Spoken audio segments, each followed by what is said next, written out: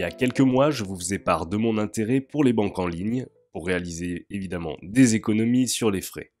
J'avais fait le choix de m'orienter vers Before Bank, qui convenait parfaitement jusqu'à ce que mon chiffre d'affaires dépasse le seuil annuel de mon statut, et que je doive au final récupérer la TVA auprès de mes clients pour la reverser à l'État.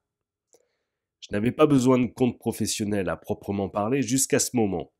Le virement de mes cotisations se faisait mensuellement sans problème, et j'avais un compte dédié à mon activité, donc pas de souci. Je vous recommande d'ailleurs par la même occasion de faire attention à vos seuils. Leur dépassement peut vous entraîner vers une redevance de la TVA. Si vous ne la facturez pas à vos clients, ça pourrait vous mettre en difficulté. En dépassant un certain seuil, donc, on change de régime, et il faut reverser la TVA. C'est là pour moi qu'est venu le souci. La banque ne voulait pas enregistrer ce type d'action. Du coup, le prélèvement ne pouvait pas se faire. C'est étonnant, mais il fallait faire avec. Au final, j'ai dû choisir parmi un large choix de banques qui proposaient des comptes pro pour une création rapide de compte. Je voulais rester dans une banque en ligne car il y a beaucoup moins de démarches téléphoniques, pas de conseiller pour vous refiler des abonnements à un téléphone ou je ne sais trop quoi. Tout est plus simple de mon point de vue en tout cas. Après un petit comparatif, j'ai opté pour Hello Bank, qui est une version pro. Je connaissais déjà la banque pour les particuliers, mais à vrai dire, elle n'était pas dans mes préférés. Donc Hello Bank est une version pro, et au final, en creusant un petit peu, elle avait pas mal d'avantages. Pour vous résumer un petit peu ça, les frais annuels sont très faibles.